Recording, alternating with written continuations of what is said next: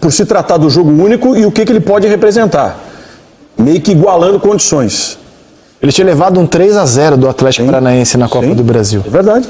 E o Mas chegou motivado. E o Palmeiras também não jogou em 2021, que já jogou em 2022. Sem dúvida. Claro. Então, Sem dúvida. que são equipes Sem que dúvida. elas têm mais coisas. O Palmeiras eu vejo jogando mais nesse momento do que jogava Mas a característica do jogo único, ela pode determinar uma situação diferente. claro, né? É óbvio. isso. Aí você tem um vacilo do Andrés que resolve a Libertadores. Óbvio. E outra coisa, gente, nós estamos falando de uma eventual final Flamengo e Palmeiras. Pode ser uma final Atlético Paranaense e Flamengo. total. E o Atlético Paranaense não jogou no ano passado o que está jogando nesse ano.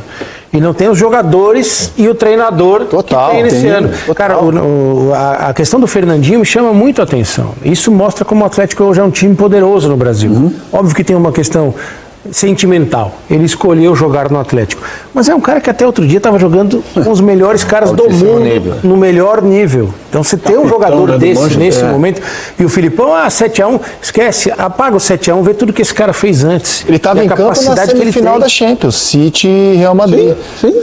Participou de um gol e acabou sendo também protagonista de um gol. Mais um ponto, Rizek, com relação... O Atlético, só para pegar a linha do Nori, ele pode ser campeão da Libertadores com 2 empates. Empata em São Paulo, vai à final. Exato. Empata em Guayaquil e ele pode ser campeão dos Exatamente.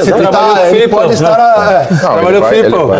Ele é mestre nessa Ele situação. pode estar a 2 retrancas de ser campeão da América. Ele vai amarrar o jogo da volta, ele vai procurar amarrar em São Paulo. Uma questão só que eu quero ponderar é o seguinte: nesse jogo, o Atlético jogou bem, Paranaense, dentro da sua estratégia, marcando, saindo, velocidade, né, tendo as possibilidades, principalmente no primeiro tempo, fez o gol. O Palmeiras não jogou bem. O Atlético, eu acho que jogou bem, dentro das suas possibilidades, jogou bem.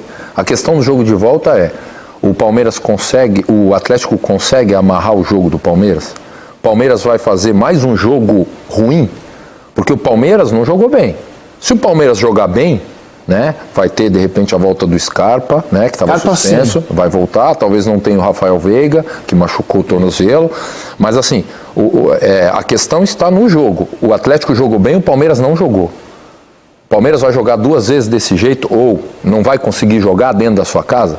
Porque se o Palmeiras jogar o que pode jogar, é um jogo duro, porque é um time que tem intensidade no seu campo, tem velocidade, tem qualidade técnica, né? Tem jogador que pode resolver, né? O Dudu numa jogada, que no Atlético não conseguiu fazer grandes jogadas, estava marcado.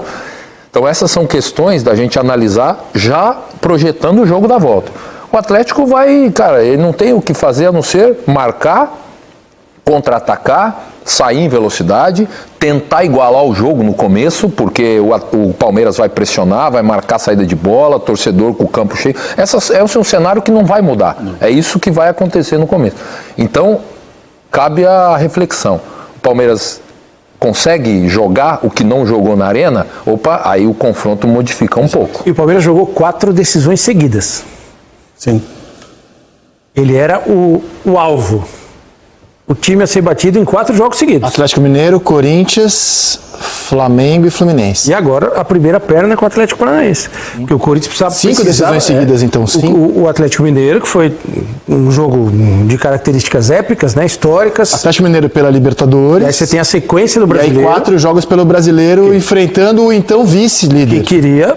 Corinthians. Ou aproximar ou igualar, então a carga psicológica, física também é importante. Aliás, 3 jogos do Brasileiro enfrentando então. Eu trabalhei no jogo do Campeonato Brasileiro, em que o Atlético Paranaense ganhou do Palmeiras por 2-0 em São Paulo. E foi um jogo com essa característica que está se desenhando para o jogo da Libertadores. O Palmeiras ficou em cima o tempo inteiro, perdeu um caminhão de gols. 35 finalizações. E o Atlético acabou ganhando. Você tocou num ponto bom mesmo, cara, que assim, o Palmeiras ele teve um desgaste mental das últimas rodadas que não deve ser desconsiderado.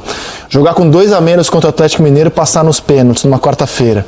Aí no sábado seguinte, visitar o Corinthians em Itaquera, não jogou bem, mas ganhou de 1-0 e ali despachava o Corinthians como pretendente ao título. Depois enfrentou o Flamengo em casa.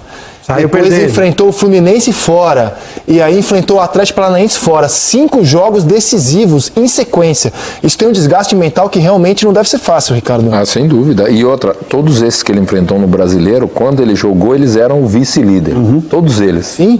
O Corinthians era vice-líder, o Flamengo era o vice-líder e agora o último Fluminense também era o vice-líder.